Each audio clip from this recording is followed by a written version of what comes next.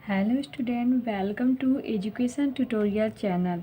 यहाँ पे देखिए, आज हम स्टार्ट कर रहे हैं संविधान का पार्ट। हमारा ये सेकंड है, जो कि हम इसमें बता रहे हैं प्रस्तावना। जैसे इसके पहले हम और सारे वीडियो अपलोड हो चुके हैं जो संविधान से ही रिलेटेड थे। यहाँ पे हमारा है प्रस्तावना, और आप जानते हैं कि संविधान में प्रस्तावना कितना महत्वपूर्ण है, क्योंकि सबसे पहले अगर हम कोई भी चैप्टर स्टार्ट करती हैं तो उसके पहले उसकी भूमिका के बारे में जानना ये अति महत्वपूर्ण आवश्यक है। क्योंकि अगर हमें यही नहीं पता रहेगा कि उसकी भूमिका क्या है, हम क्या पढ़ने वाले हैं, तो हम ये कैसे याद करेंगे कि हमें इसके आगे इस चैप्टर, इस अध्याय में क्या पढ़ना है। तो वैसे ही हमारा जो संविधान है वो शुरुआत में सबसे पहले भूमिका उसकी तैयार करने के लिए हम ये प्रस्तावना शब्द को लाएं। प्रस्तावना मतलब ये भूमिका होता है, जो उद्देश्य होता है वही प्रस्तावना है। तो हमारा यहाँ पे प्रस्तावना में क्या लिखित है, किसके द्वारा लिया गया है, कहाँ से आया, कहाँ से शब्द जो इसके हैं वो लाए गए हैं, इन सभी के बारे में जानेंगी। तो आइए चलिए स्टार्ट करती हैं। अब देखिए, सबसे पहले बात यह है कि जो प्रस्तावना की संकल्पना है, क्या है प्रस्तावना की संकल्पना, ये कहाँ से ली गई। हम मतलब कैसे सोचे कि हमें हमारा भी एक प्रस्तावना होना चाहिए जैसे अन्य देशों का है। तो ये सबसे पहले अमेरिका से प्रस्तावना की मतलब प्रस्तावना को लाया गया, कि सोचा गया कि प्रस्तावना भी होना चाहिए हमारे संविधान में। तो ये कहाँ से लाया गया था, अमेरिका में। क्योंकि आप जानते हैं कि अमेरिका में सबसे पहले संविधान का निर्माण हुआ था, और लगभग वहाँ पे 6 महीने में तैयार हो गया था अमेरिका का संविधान। अब भारत का संविधान की बात करें तो भारत के संविधान में तो आप जानते ही कि बहुत समय लगा था, क्योंकि हम आपको समय बता चुके हैं कि कब लगा था। तो आप इसे कमेंट बॉक्स में लिखिए कि भारत के जो संविधान है उसके निर्माण में कुल कितने समय लगे थे। तो यहाँ पे देखिए, हम बात कर रहे हैं कि यूएसए जो अमेरिका है वहाँ से प्रस्तावना को हम लाए, मतलब सोचे कि हमें भी प्रस्तावना को लाना चाहिए। मतलब इसका अगर हम देखें संविधान, तो हमें मालूम हुआ कि प्रस्तावना भी कितना ज़रूरी है। अब देखिए, जो इसकी भाषा गठन शैली है, मतलब प्रस्तावना में जो शब्द का प्रयोग किया गया है, जिन भाषाओं का उपयोग किया गया है, भाषा तो हिंदी ही लिखी गई है, लेकिन जो वहाँ पे गठन शैलियाँ हैं, जो जिस प्रकार से उस भाषा को वहाँ पे लिखी गई है, वहाँ पे प्रस्तुत किया गया है, इन सभी जो बातें हैं, ये बातें कहाँ से लाई गई हैं, ये बातें ऑस्ट्रेलिया से है। कहाँ से है, ये ऑस्ट्रेलिया से है। अब देखिए, प्रस्तावना में कुल 3 शब्द है। प्रस्तावना में आपको कुल यहाँ पे 3 मतलब जानने को मिलेंगे। पहला यहाँ पे होगा कि शासन का स्वरूप, मतलब प्रस्तावना में आपको क्या क्या पढ़ने को मिलेगा, क्या किसके बारे में आपको जानकारी मिलेगी, ये हम यहाँ पे डिफाइन किए हैं। तो पहला हमारा क्या है, एक शासन का स्वरूप। देखिए, यहाँ पे हम पहले से ही लिख ही दिए हैं, जिससे आपको मतलब सिर्फ समझाना हो, आपको समझ में आ जाए। क्योंकि लिखने से फिर आपको समझाओ तो समय आप लोग का ही बर्बाद जाता है। इसलिए हम इस काम को जल्दी करने के लिए पहले से यहाँ पे लिखे हुए हैं। तो देखिए, हम आपसे बात कर रहे थे कि प्रस्तावना जो है उन्हें मतलब वो हमें क्या सीख देता है, प्रस्तावना से हमें क्या मालूम चलता है। तो पहला एक है यहाँ पे शासन का स्वरूप। प्रस्तावना से हमें शासन का स्वरूप, किसी भी देश की शासन, जैसे आपको हम बता दें, आप कोई चैप्टर से मान लेते हैं कि आप कोई चैप्टर पढ़ते हैं, और जब चैप्टर आप स्टार्ट करते हैं तो उसके पहले वहाँ पे भूमिका दी रहती है। उस भूमिका में क्या होता है कि आप सभी शब्द जो होते हैं, जो जो टॉपिक आपको पढ़ना रहता है उस चैप्टर में, वो दिया रहता है। तो आप यहाँ पे उस चीज़ को पढ़ते हैं, तो आपको पढ़ने से ये होता है कि हमें इन इन टॉपिकों से, इन जो दिए गए हैं, इनसे हमें इसमें क्या पढ़ना है। तो वैसे यहाँ पे बोला गया है कि प्रस्तावना में आपको क्या दिया गया है, जैसे जो संविधान से तो रिलेटेड होगा ही। तो पहला है यहाँ पे शासन का स्वरूप, मतलब प्रस्तावना में शासन का स्वरूप के बारे में बताती है कि हमारे यहाँ का शासन कैसा है। दूसरा है कि संविधान का उद्देश्य, और ये हमें संविधान का उद्देश्य बताती है कि संविधान का उद्देश्य क्या है, क्या उसका मतलब है। और तीसरा पॉइंट है यहाँ पे कि संविधान के अधिनियमित होने की तिथि, मतलब संविधान कब बनी थी, कब इसका निर्माण किया गया था, इन सभी को ये हमें बताती है। तो आइए चलिए अब देखते हैं कि वाकई में हमारा प्रस्तावना है क्या, और वो क्या हमें इन सभी का निर्देश हमें इन सभी का निर्देश दे रही है कि नहीं। तो इन सभी का निर्देश हमें देखने के लिए सबसे पहले प्रस्तावना को देखना होगा। और जो प्रस्तावना है ये आपको कंठस्थ याद होना चाहिए, क्योंकि इससे कभी बहुत सारे क्वेश्चन पूछे जा चुके हैं। जिसे ये नहीं पूछेगा कि आपको प्रस्तावना चलिए लिखिए क्या है प्रस्तावना। क्वेश्चन इसी प्रस्तावना के बीच से पूछता है कि प्रस्तावना में क्या क्या है, कि कौन सी बातें नहीं है, कौन सी बातें कब जोड़ी गई। इन सभी को ये प्रस्तावना में ऐसे करके क्वेश्चन बना के पूछा जाता है। तो वही चलिए स्टार्ट करते हैं कि हमारा प्रस्तावना क्या है और वो किस प्रकार से है। देखिए ये है हमारी प्रस्तावना, जो देखिए इस प्रकार से है। सबसे पहले लिखा गया है कि हम भारत के लोग। अब देखिए यहाँ पे लिखा है हम भारत के लोग। यहाँ पे हम आपको एक एक शब्द का अर्थ बताएंगे कि इसका मतलब क्या है और कहने का तात्पर्य यहाँ पे क्या निकल रहा है। देखिए सबसे पहले हम भारत के लोग। अब देखिए हम भारत के लोग का मतलब यहाँ पे क्या हो रहा है, मतलब ये जो प्रस्तावना है, ये जो संविधान का निर्माण हम कर रहे हैं, इसमें सभी हर एक भारतवासियों का साथ है। तो ये तो लिखा गया है कि हम भारत के लोग, मतलब हम सभी। यहाँ पे पर्टिकुलर कोई एक व्यक्ति को नहीं कहा गया है कि जिसने ये बनाया उसके लिए सिर्फ नहीं कहा गया है।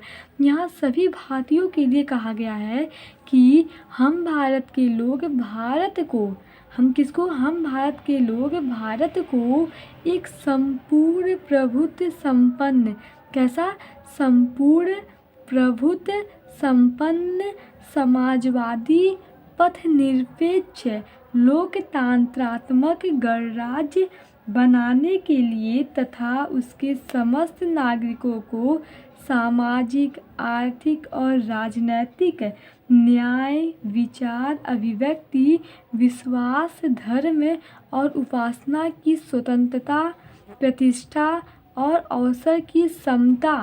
मतलब देखिए ये सभी जो शब्द आपको यहाँ पे दिखाई दे रहे होंगे, हम इसे हेडलाइट भी कर दिए है जिससे आपको समझ में आए।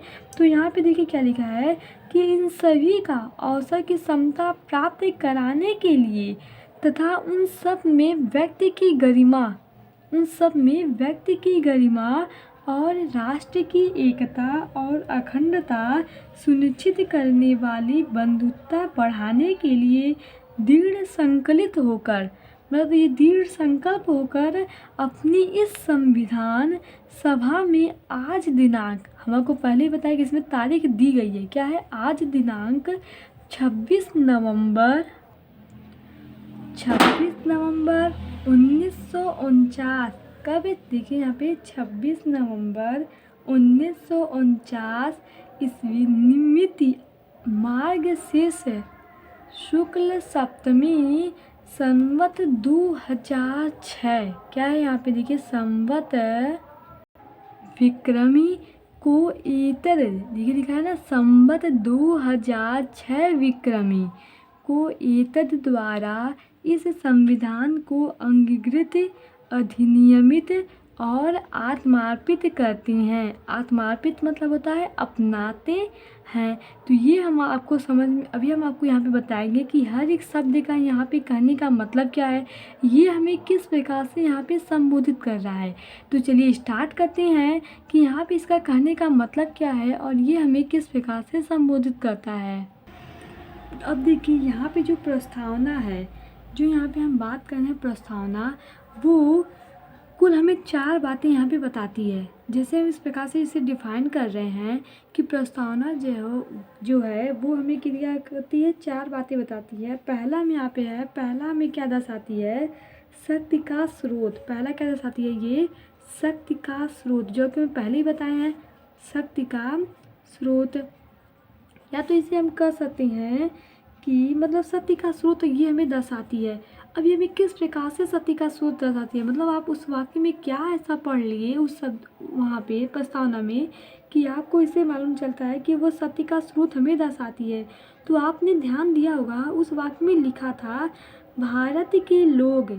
भारत के लोग मतलब ये क्या मिलता है, एक हमें एकजुटता का भावना यहाँ पे प्रतीक हो रहा है। जो मतलब कहने का मतलब इसका क्या है कि शक्ति का स्रोत दर्शाती है, जो इसमें लिखा है भारत के लोग। यह बात हमें क्या करती है, एक शक्ति का स्रोत दर्शाती है। इसका मतलब क्या है, यहाँ पे जनता से है। ये तो समझ है कि भारत के लोग मतलब क्या है, जनता के हित में ये प्रस्तावना कही गई है कि शक्ति का स्रोत है।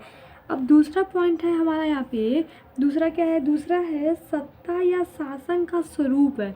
यहाँ पे बताते हैं कि सत्ता जो है यहाँ पे है, या शासन कर सकते हैं जिसे, वो किस प्रकार से है, सत्ता या शासन का स्वरूप ये किस प्रकार से है, ये हमें यहाँ पे दूसरा पॉइंट दर्शाती है। अब देखिए इसमें कई प्रकार को आपको देखने को मिलेगा, मतलब कई रूप से आपको यहाँ पे देखने को मिलेगा। जैसे यहाँ पे हम बात करते हैं, यहाँ पे वाक्य लिखा था पहला संपूर्ण, आप देखे होंगे संपूर्ण प्रभुत्व, संपूर्ण प्रभुत्व संपन्न, क्या लिखा था, संपूर्ण प्रभुत्व संपन्न। ये शासन का स्वरूप, मतलब यहाँ पे जो शासन का स्वरूप है वो किस प्रकार से है, यह बात यहाँ पे वो बताती है। पहला बात हमें क्या दर्शाती है कि सत्य का स्रोत है। तो एक सत्य का स्रोत मतलब कैसे मालूम चलता है, यहाँ पे लिखा था कि भारत के लोग, अर्थात ये हम एक एकजुटता दर्शा रही है, एक सत्य का स्रोत दर्शा रही है कि हम भारत के लोग, मतलब ये जो संविधान है वो हम सभी भारत के लोग इसे क्या करते हैं, आत्मार्पित करते हैं। तो यहाँ पे एक सत्य का स्रोत हमें दर्शाई। दूसरा पॉइंट निकल के आता है कि सत्ता या शासन का स्वरूप बताती है कि यहाँ पे जो सत्ता है, यहाँ पे जो शासन है वो किस प्रकार का है, प्रत्यक्ष है या अप्रत्यक्ष है, इन सभी को हम जानेंगे। तो इसमें क्या है, इसमें कई पॉइंट है, जैसे संपूर्ण प्रभुत्व संपन्न, क्या है, संपूर्ण प्रभुत्व संपन्न। अब दूसरा पॉइंट है यहाँ पे समाजवादी, कैसा है, समाजवादी। अब देखिए संपूर्ण प्रभुत्व संपन्न, दूसरा पॉइंट क्या है, समाजवादी। और अगला क्या है यहाँ पे, पथ निरपेक्ष। देखिए जो पंथ निरपेक्ष और समाजवादी है ये शब्द है, और एक अखंड है, ये तीनों जो शब्द हैं वो पहले थे नहीं, पहले संविधान में ये नहीं थे, लेकिन बाद में इसे जोड़ा गया संविधान संशोधन के 368 के तहत है। इन सभी बात को हम आपको बताएंगे कि कैसे किस प्रकार से हम संविधान जोड़ते हैं और इसमें क्या प्रोसेस होता है। यहाँ पे बस ये जानिए कि जो सत्ता या शासन का स्वरूप हमें दर्शा रही है प्रस्तावना में, वो किस प्रकार से है, संपूर्ण प्रभुत्व संपन्न। दूसरा पॉइंट है समाजवादी, तीसरा है पंथ निरपेक्ष, और चौथा यहाँ पे है लोकतंत्रात्मक है, लोकतंत्रात्मक। हमारा जो शासन है, हमारा जो यहाँ पे शासन का स्वरूप है वो कैसा है, वो हमारा लोकतंत्रात्मक है। और अगला है गणराज्य, कैसा है, लोकतंत्रात्मक गणराज्य। यहाँ पे इस प्रकार से शासन, तो ये हमें दर्शाती है शासन का स्वरूप यहाँ पे किस प्रकार से है, ये बात हमें दर्शाती है। पहला क्या है यहाँ पे, संपूर्ण प्रभुत्व संपन्न। आपसे क्वेश्चन भी ऐसा पूछा जाएगा, जानते हैं क्वेश्चन आपसे कैसे होगा, क्वेश्चन आपको दिया जाएगा कि शासन का स्वरूप है, संविधान या प्रस्तावना हमें दर्शाती है शासन का स्वरूप, तो आपको आसन दे देगा कि संपूर्ण प्रभुत्व संपन्न है, मतलब इसमें से एक आपको हटा देगा, एक दे देगा और दो तीन अलग से दे देगा, तो उसमें कहेगा कौन सा शब्द इसमें है कौन सा नहीं है। तो ये शब्द आपको याद रहना चाहिए, कौन सा, संपूर्ण प्रभुत्व संपन्न, समाजवादी, पंथ निरपेक्ष, लोकतंत्रात्मक, गणराज्य। ये आपको ये जो शब्द है ये शब्द आपको याद रहना चाहिए कि कौन से शब्द इसमें है कौन से शब्द नहीं है।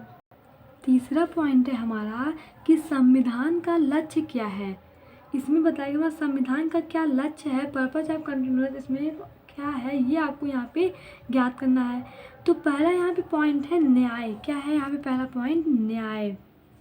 आपने उसमें देखा होगा कि आपको न्याय शब्द मिला होगा, तो ये न्याय हमें क्या दर्शाती है, मतलब संविधान का जो लक्ष्य है वो हमें क्या बताती है, क्या निर्धारित करती है। यहाँ पे एक तो हमें न्याय हमें जो देती है वो किस प्रकार से न्याय हमें मिलता है। तो यहाँ पे कुल 3 पॉइंट है इससे रिलेटेड। पहला एक है सामाजिक, कैसा है, पहला एक सामाजिक, दूसरा है हमारा यहाँ पे आर्थिक, और तीसरा है हमारा यहाँ पे राजनैतिक।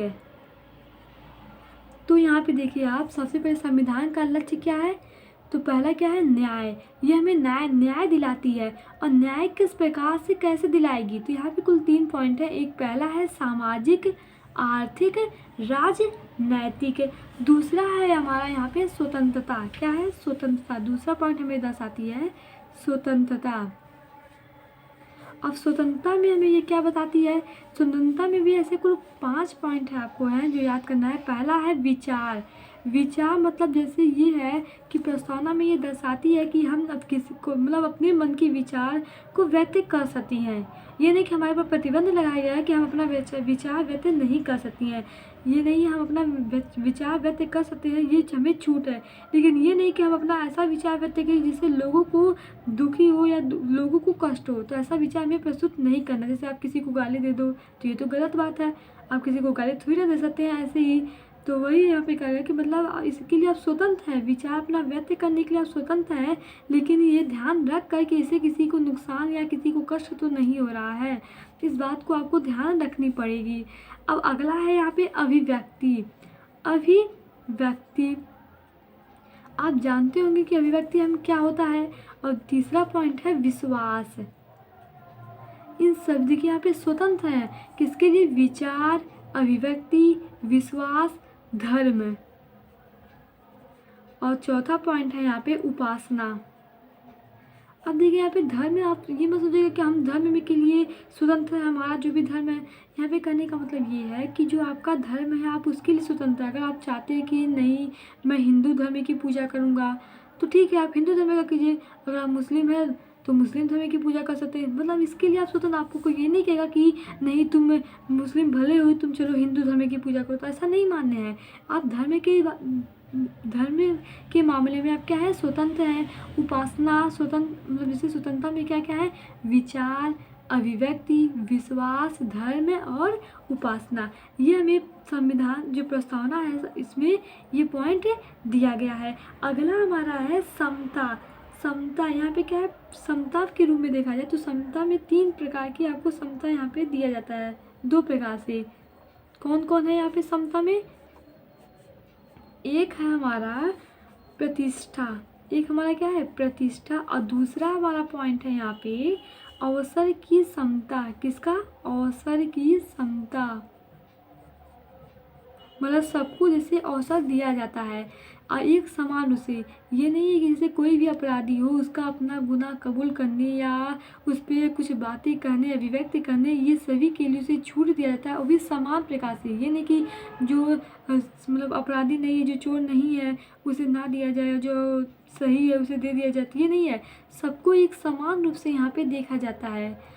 यही समता का यहाँ पे मतलब है, अवसर की समता और प्रतिष्ठा। ये 2 वाक्य कही गई हैं। और चौथा वाक्य है हमारा, चौथा वाक्य है व्यक्ति की गरिमा। चौथा वाक्य में क्या बताया गया, चौथा वाक्य में बताया गया है व्यक्ति की गरिमा। व्यक्ति की गरिमा, देखिए ये सभी पॉइंट जो हम आपको बता रहे हैं वो बहुत इंपॉर्टेंट है। व्यक्ति की गरिमा, एकता, अखंडता,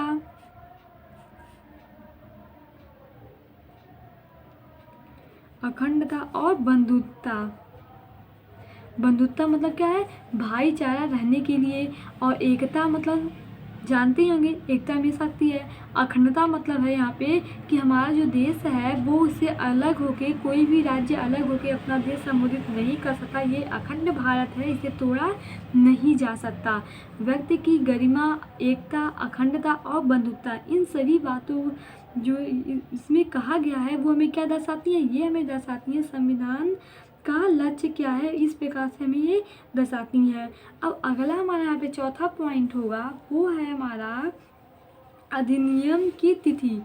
अब अधिनियम की तिथि आपको पता ही होगा क्योंकि हम पहले ही बताए हैं कि इसमें अधिनियम की तिथि के बारे में भी बताया गया है। किसके बारे में, अधिनियम की तिथि के बारे में। जो हमारा क्या था यहाँ पे वो आप कमेंट बॉक्स में बताएंगे कि जो हमारा अधिनियम की तिथि है वो क्या था। तो ये कुल 4 इंपॉर्टेंट पॉइंट हैं जो प्रस्तावना से रिलेटेड है। पहला हमारा क्या है, सत्य का स्रोत। सत्य का स्रोत क्या दर्शाता है कि भारत के लोग, यहाँ पे एक सत्य का स्रोत दर्शा रहा है। दूसरा पॉइंट है सत्ता या शासन का स्वरूप। यहाँ पे जो शासन का स्वरूप होगा, किस प्रकार से यहाँ पे शासन किए जाएंगे, कैसा होगा, इन सभी के बारे में बताया गया है। पहला तो है यहाँ पे संपूर्ण प्रभुत्व संपन्न, समाजवादी, पथ निरपेक्ष, लोकतंत्रात्मक गणराज्य यहाँ पे होगा। और तीसरा पॉइंट है संविधान का लक्ष्य क्या है, ये बताया गया। पहला है न्याय। न्याय में 3 पॉइंट कही गई है, एक सामाजिक, आर्थिक, राजनैतिक है। दूसरा पॉइंट है स्वतंत्रता। हमें ये स्वतंत्रता देता है किस किस के लिए, विचार, अभिव्यक्ति, विश्वास, धर्म और उपासना। तीसरा पॉइंट है हमारा यहाँ पे समता। समता में 2 पॉइंट बताए गए, पहला है प्रतिष्ठा और दूसरा है अवसर की समता। ये दोनों पॉइंट देखिए बहुत इंपॉर्टेंट है। और चौथा बताया गया इसमें कि व्यक्ति की गरिमा, एकता, अखंडता, बंधुत्ता। इस प्रकार से हमारा यहाँ पे क्या होगा, भारत या संविधान का निर्माण करेंगे। ये भारत हमारा क्या होगा, बंधुत्ता, भाईचारे की इसमें होगी, अखंडता होगा, इसे कोई तोड़ नहीं सकता, एकता होगी, व्यक्ति की गरिमा होगी। और चौथा पॉइंट है यहाँ पे अधिनियमन की तिथि, मतलब कब ये जारी हुआ, इस बात को यहाँ पे दर्शाया गया है। तो ये हमारी प्रस्तावना से रिलेटेड कुछ पॉइंट थे जो कि बहुत इंपॉर्टेंट थे। अब इससे क्वेश्चन पूछे जा चुके हैं, आपसे क्वेश्चन इन सभी से पूछा जाएगा। मतलब आसम में ये तीनों दे देगा, कहेगा कि इसमें कौन सा न्याय नहीं दर्शाता है, देगा सामाजिक, आर्थिक, राजनैतिक स्वतंत्रता। तो स्वतंत्रता हमारा एक न्याय नहीं दर्शाता है, ये तो एक अलग पॉइंट है, तो आप इसे टिक करके चले आएंगे। तो ऐसे करके यहाँ पे आपसे क्वेश्चन पूछा जाता है। अब हम आगे बात करते हैं कि जो भारत में समाजवाद का स्वरूप है वो कैसा है, इस बात पे हम चर्चा करेंगे। यहाँ पे पॉइंट हम ले रहे हैं समाजवादी, जो पॉइंट आपको मिला होगा देखने को। तो भारत में जो समाजवाद है, क्योंकि हम यहाँ पे भारत का संविधान पढ़ेंगे तो भारत के बारे में जानेंगे ना, और किसी के बारे में तो क्यों जाने। तो यहाँ हम जानेंगे कि भारत का जो संविधान है, जो भारत का समाजवाद का जो स्वरूप है वो किस प्रकार से है। एक हमारा पॉइंट है कि भारत का जो समाजवाद स्वरूप है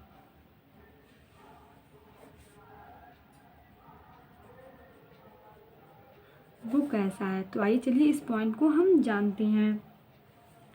ये जो हमारा भारत का समाजवाद स्वरूप है वो हमारा है लोकतांत्रिक समाजवाद। कैसा है, लोकतांत्रिक समाजवाद। अर्थात देखा जाए इसका जो स्वरूप है वो विशिष्ट है। जैसे आपसे क्वेश्चन कैसे पूछेगा कि भारत का समाजवाद का स्वरूप क्या है, तो आसाम में आपको दे देगा, जैसे लोकतांत्रिक दे दे, समाजवाद है, स्वरूप विशिष्ट है, उपासना, विश्वास, ऐसे करके आपको दे देगा आसाम में। तो आपको पता है कि इस भारत का जो समाजवाद है वो उसका स्वरूप जो है वो किस प्रकार से है। तो यहाँ पे देखिए स्वरूप विशिष्ट है, अगर ये ऑप्शन में रहेगा तो आपको इसको वरीयता देनी है, इसको बाद में। लोकतांत्रिक समाजवाद, अगर ये स्वरूप विशिष्ट है ये ना लिख के अगर देगी कि लोकतांत्रिक समाजवाद तो आप ये लगाएंगे, लेकिन सबसे पहले वरीयता आपको इसी को दे दी है, स्वरूप विशिष्ट है, क्योंकि इसमें सभी बातें निहित हो चुकी हैं। स्वरूप इसका कैसा है, विशिष्ट है। आगे हम देखते हैं सर्वोच्च न्यायालय का निर्णय, इसमें क्या कहा गया है समाजवाद के प्रति। तो ये देखते हैं यहाँ पे सर्वोच्च न्यायालय का निर्णय, जिसे आप क्या कहते हैं, सर्वोच्च न्यायालय का निर्णय। ये जो निर्णय है वो समाजवाद पे बता रहे हैं। पहला यहाँ पे पॉइंट उन्होंने कहा कि पालने से लेकर कब तक सुरक्षा प्रदान करना। क्या है, पालने से लेकर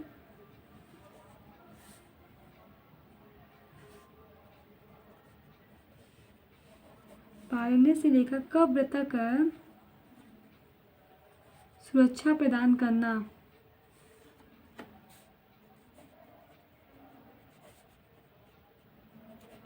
दूसरा पॉइंट, पालने से लेकर कब तक कहने का मतलब क्या है यहाँ पे, पालने मतलब जब आप छोटे से होते हैं, पैदा होते हैं और आपको झुलुआ में झुलाया जाता है, तब से लेकर आपकी कब्र तक, जब तक आपकी मृत्यु नहीं हो जाती है, आपके कब्र जब तक खुदा नहीं जाता है, जिसमें आप चले नहीं जाते हो, वहाँ तक आपको यहाँ पे सुरक्षा प्रदान करने का ये मतलब आपको क्या करता है, देता है। सर्वोच्च न्यायालय क्या करता है कि पालने से लेकर कब तक आपको सुरक्षा प्रदान करता है, जबकि ऐसा है नहीं, आप तो वैसे भी सुरक्षित नहीं है देखा जाए, लेकिन है सुरक्षित, आप सुरक्षित हैं। आप देखिए आप घर में आराम से पढ़ रहे हैं बैठकर, इसका मतलब जो जो हमारे जवान हैं जो हैं वो क्या कर रहे हैं, वो हमारे देश की रक्षा कर रहे हैं, तभी तो आप यहाँ पे हैं।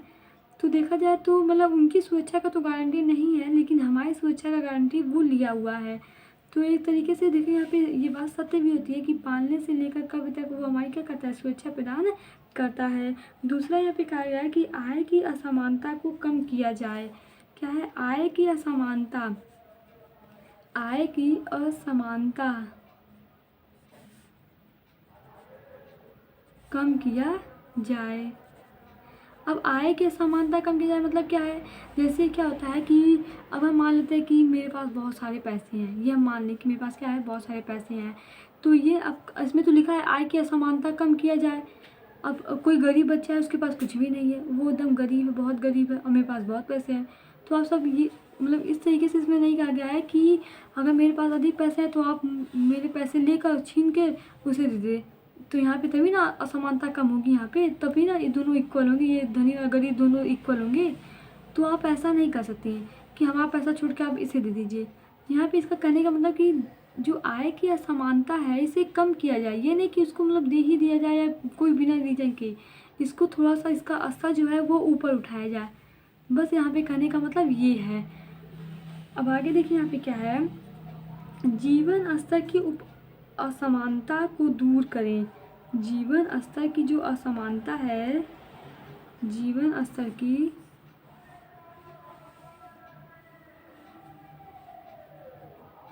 असमानता को दूर करें। जीवन स्तर की असमानता को दूर करें।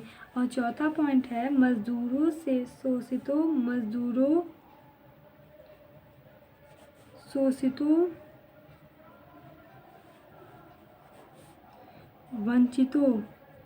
वंचितों मतलब जैसे जो वंचित है, मतलब जैसे SC ST मान लेते हैं, का कल्याण किया जाए,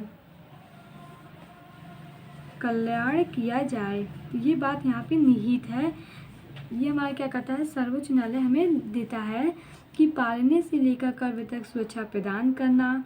और दूसरा पॉइंट है, आय की असमानता को कम किया जाए। मतलब जो ऐसे ये नहीं है कि कोई व्यक्ति एकदम धनी है तो कोई व्यक्ति एकदम लोअर है, उनकी असमानताओं को क्या किया जाए, कम किया जाए। ये भी नहीं कि उसका पैसा छीन के उसे दे दिया जाए बिना कोई रीजन के। यहाँ पे बस जो नीचे है उसके स्तर को बढ़ाने की बात की गई है कि इसके स्तर जो उसका स्तर है वो धीरे धीरे से बढ़ाया जाए, उसकी धनराशि दी जाए, वो अपना विकसित कर सके। अगला पॉइंट है, जीवन स्तर की असमानता को दूर करना। और जो जीवन स्तर की हमारी शैली है, इन सभी असमानताओं को क्या करना है, दूर करना है। और इसमें अगला है कि मजदूरों, शोषितों, वंचितों का कल्याण किया जाए। जैसे आपको क्या होता है, आपको सरकार राशन वाशन देती है ना, मतलब जो गरीब होती हैं वो राशन लेती हैं, तो वो सब क्या है, वो सब बहुत छोटे मतलब क्या मान लेते हैं कि वो सब गरीब है इसलिए तुमको राशन देते हैं, उनको मतलब क्या कहते हैं, उनका कल्याण किया जा रहा है। जो मजदूर हैं, शोषित वर्ग हैं, वंचित हैं, जो उन सभी का क्या कहते हैं, हम कल्याण करते हैं। ये हमारा 4 पॉइंट यहाँ पे है जो समाजवाद से रिलेटेड है।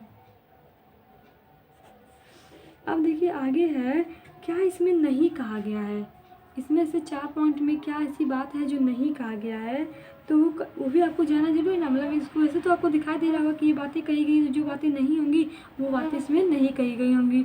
तो वो कौन सी बातें हैं जो इसमें नहीं कहा गया लेकिन उसको कहना चाहिए था, कौन कौन सी है।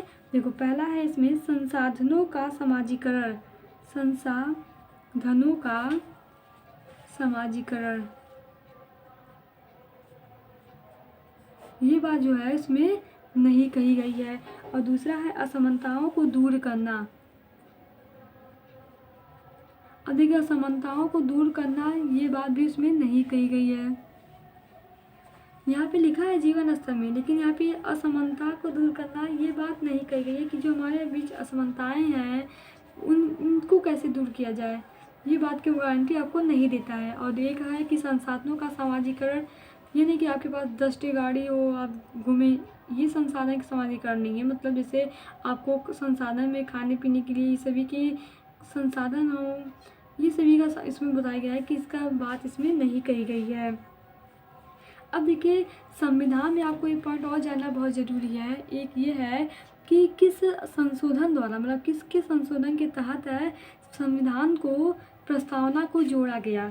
तो देखिए सबसे पहले बात ये करें कि कहीं भी पूरे अनुच्छेद की बात करते हैं, पूरे अनुच्छेद में कहीं भी ये नहीं लिखा गया है कि प्रस्तावना को हम संशोधित कर सकते हैं। पूरे अनुच्छेद की बात करते हैं, ये कहीं नहीं लिखा गया है कि इसे हम संशोधित कर सकते हैं।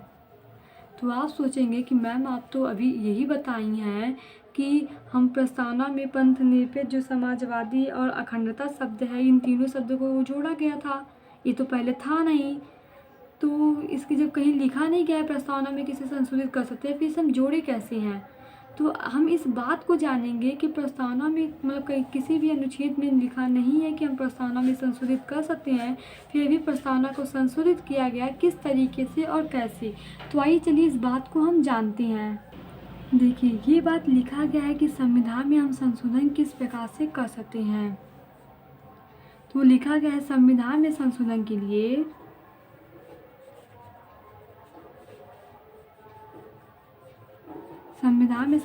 किस अनुच्छेद में लिखा है, 368 है। अनुच्छेद 368 में ये बात लिखा गया है कि हम संविधान में संशोधन कर सकते हैं। अब देखिए, प्रस्तावना में संशोधन कर सकते हैं या नहीं, ये बात की गारंटी नहीं दिया गया है। बस ये लिखा गया है कि संविधान में हम संशोधन कर सकते हैं। अगर देखिए मानते हैं कि अगर प्रस्तावना जो है वो संविधान का अंग है, तो हम अगर इसका अंग होगा तो हम इसमें भी संशोधित करेंगे। अगर इसका अंग नहीं है तो हम इसमें संशोधित नहीं कर सकते। तो बात आपको यहाँ पे 2 पॉइंट मिल रही है कि प्रस्तावना संविधान का अंग है कि नहीं है। पहला अगर हम आपसे बात पूछे कि जो प्रस्तावना है वो क्या संविधान का अंग है, संविधान का अंग है कि नहीं है। अगर अंग होगी तो हम इसे संशोधित कर सकते हैं। अगर अंग ये हम मानते कि अंग है तो हम यहाँ पे इसे संशोधित कर सकते हैं, क्योंकि ये अनुच्छेद 368 में लिखा गया है। अगर हम मानते हैं कि ये नहीं है तो इसे हम संशोधित नहीं कर सकते, अब आपको यहाँ पे जानना है कि यह हमारा जो प्रस्तावना है वो संविधान का अंग है कि नहीं है। तो देखिए आप उसके लिए कुछ मतलब संशोधन भी हुए हैं। जैसे हम आपको बता दें, केशव, अब इनका नाम सुने ही होंगे। कौन है वो? केशवानंद भारतीय बनाम, केशवानंद भारतीय बनाम भारत संघ केस। ये बात है कि भारत संघ के 1973 में। इसमें देखिए क्या है कि प्रस्तावना संविधान का भाग है। ये बात उन्होंने किया था सही कि प्रस्तावना संघ का भाग है, प्रस्तावना संघ का भाग है। अगर भाग है तो हम इसे संशोधित कर सकते हैं। क्या है? प्रस्तावना संघ का भाग है। अगला उन्होंने बताया कि प्रस्तावना में संशोधन किया जा सकता है। उन्होंने क्या कहा? प्रस्तावना में संशोधन अगर भाग है, हमको पहले बताया कि अगर भाग होगा तो हम संशोधित कर सकते हैं। तो प्रस्तावना में संशोधन किया जा सकता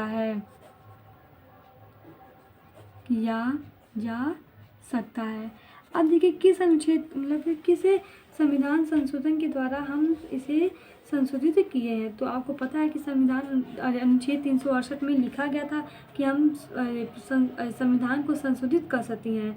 तो अगर जो हमारा प्रस्तावना है वो संविधान का भाग है तो उसे हम प्रस्तावना को भी संशोधित कर सकते हैं इसके तहत।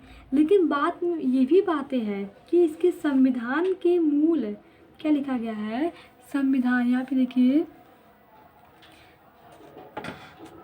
संविधान के मूल ढांचा जो है उसमें हम परिवर्तित नहीं कर सकते। जो संविधान का मूल ढांचा है, संविधान के मूल ढांचे में हम परिवर्तन नहीं कर सकते।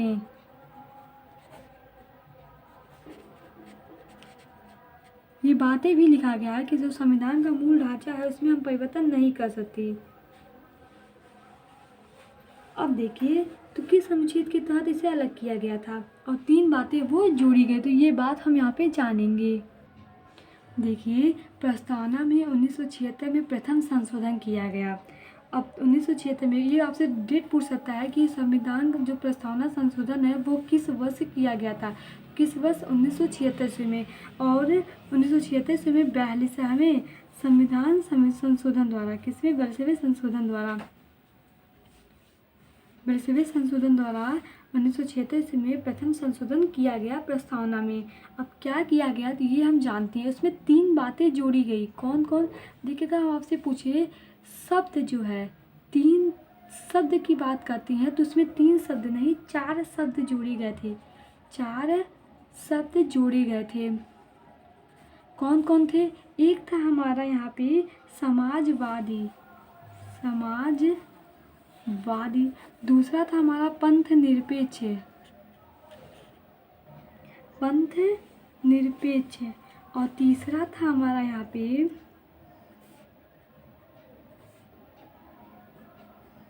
देखिए, पहला था हमारा समाजवादी पंथ निरपेक्ष, और तीसरा था और शब्द, और चौथा शब्द था हमारा अखंडता। देखिए, अगर यहाँ पे पूछेगा ऑप्शन में आपके क्या रहेगा, मतलब जैसे अगर वहाँ पे ऑप्शन में 3 दिया रहेगा तो आप 3 ही शब्द लगाएंगे, क्योंकि देखिए और अखंडता ये मतलब एकता और अखंडता। तो एकता बस पहले था तो उसमें जब जोड़ा गया शब्द तो और अखंडता ये दोनों शब्द जोड़ा गया था। तो जैसे क्या होता है पेपर में अक्सर करके सिर्फ और ना देकर समाजवादी पंथ निरपेक्ष अखंडता ये 3 शब्द इंपॉर्टेंट है। इन तीनों शब्द के बारे में पूछता है कि कौन से 3 शब्द संविधान संशोधन में जोड़े गए थे। तो कौन कौन से 3 शब्द थे तब आप बताएंगे समाजवादी पंथ निरपेक्ष अखंडता। जब आपसे पूछेगा कि मतलब अगर वहाँ पे ऑप्शन में 4 दिया रहेगा तो आप 4 ही लगाएंगे, लेकिन वैसे का तो 3 ही देता है कि समाज कौन पूछता है कि कौन कौन से शब्द जोड़े गए थे, दे देगा ऑप्शन में समाजवादी पंथ निरपेक्ष अखंडता, इनमें से कोई नहीं। तो ये तीनों शब्द जोड़े गए थे और वो जो मतलब सभी शब्द जोड़े गए होंगे लास्ट में ये होगा कि सभी विकल्प। तो आप सभी विकल्प पे टिक लगा देंगे, क्योंकि देखिए इसमें समाजवादी पंथ निरपेक्ष अखंडता ये कई बार पूछा जा चुका है। ये पूछता है कि किस संशोधन के द्वारा प्रस्तावना में मतलब संविधान प्रस्तावना में 3 शब्द जोड़े गए थे, कौन कौन है? तो आपको बताना रहेगा समाजवादी पंथ निरपेक्ष अखंडता। 22वां संशोधन द्वारा 1976 ईस्वी में ये शब्द जोड़े गए थे। अब हम आपसे पूछेगा कि क्या प्रस्तावना परिवर्तनीय है कि नहीं, तो आप क्या बताएंगे? परिवर्तनीय नहीं है। प्रस्तावना क्या है? परिवर्तनीय नहीं है। इसको न्यायालय द्वारा लागू नहीं कराया जा सकता। जो प्रस्तावना इसे हम क्या कहते हैं न्यायालय द्वारा लागू नहीं कर सकती। तो आपको यहाँ पे समझ में आया होगा पंथ निरपेक्ष मतलब प्रस्तावना के संबंध में जो भी हम तथ्य आपको यहाँ पे बताए हैं, ये सभी जो हमारे क्वेश्चन यहाँ पे पूछे जा चुके थे प्रस्तावना से कैसे क्वेश्चन पूछे जाते हैं, इन सभी के क्वेश्चन हम आपको बता दिए हैं कि कैसे और किस प्रकार से क्वेश्चन पूछे जाते हैं। तो प्रस्तावना से रिलेटेड बस इतना ही था। Thank you watching my this video. अगला जो हमारा होगा वो हम आपको बताएंगे कि भाग क्या होता है, जो भाग है वो क्या होता है, इसके बारे में हम डिस्कस करेंगे। Thank you watching my this video.